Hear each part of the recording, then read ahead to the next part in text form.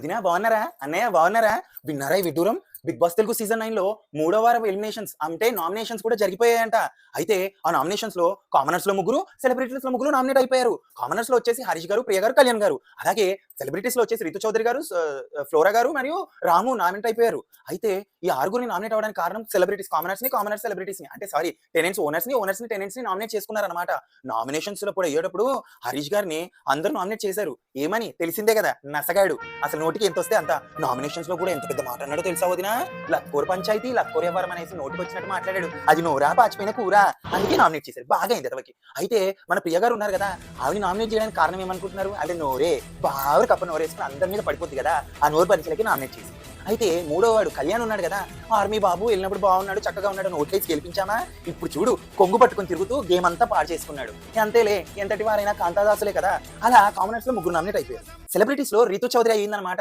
తెలిసిందే కదా, పోయిన వారం ఆవిడ ఎలబెట్టిన ఘనకార్యం. గేమ్ లో అన్యాయం చేసి మరి డీమన్ పవన్ కెప్టెన్ చేసింది కదా, అందుకే అందరు ఖర్చుపెట్టి నామినేషన్స్ లో ఆమెను పెట్టేశారు అనమాట.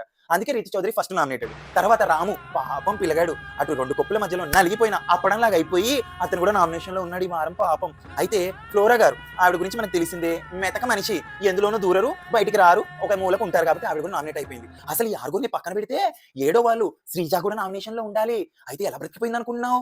బిగ్ బాస్ గారు డీమన్ పవన్ కెప్టెన్ కదా, ఒక పవర్ ఇచ్చారు. ఇంతమందిలో నామినేషన్ లో ఒకరిని సేవ్ చేయంటే రీతు చౌదరి వర్షంలో గొడుగట్టుకుని గుడ్లప్పలించి నన్నే చేస్తాడని ఎదురు చూస్తుంటే మన డీమన్ పవన్ ఏం చేశాడు అనుకుంటున్నాం? శ్రీజన్ పాపం అన్యాయంగా నామినేట్ చేశారు, ఆ పాయింట్లు తప్పు అనేసి శ్రీజన్ సేవ్ చేశాడు. ఆ విషయంలో డీమన్ పవన్ ఒక మెట్టు పైకెక్కాడు వదిన.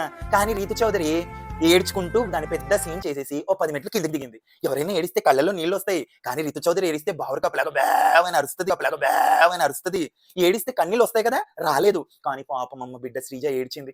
ఏం ఏడిపోలే, పోయిన వారం ఆమె చేసింది కూడా అలాగే ఉంది. నామినేషన్స్ ని ఎంత సాగదీసింది. పాపం సంజన గారు అప్పటికి ఆకలేసి నడుమిరిగిపోయి పడిపోతుంటే నా పాయింట్లు ఇంకా ఉన్నాయని చేసింది. ఇంకా అందుకే అందరు ఖర్చు కట్టి ఆమె నామినేట్ చేశారు. అయినప్పటికీ డీమన్ పవన్ సేవ్ చేశాడులే, కానీ పాపం ఏడిస్తే మాత్రం మనసు తరుక్కుపోయింది, చిన్న బిడ్డ కదా. సరే మరి ఇది ఈ వారం జరిగిన నామినేషన్స్ గురించి. ఈ వీడియో నచ్చిందనుకో వదిన, అన్నయ్య, అలాగే బావగారు లైక్ చేయండి.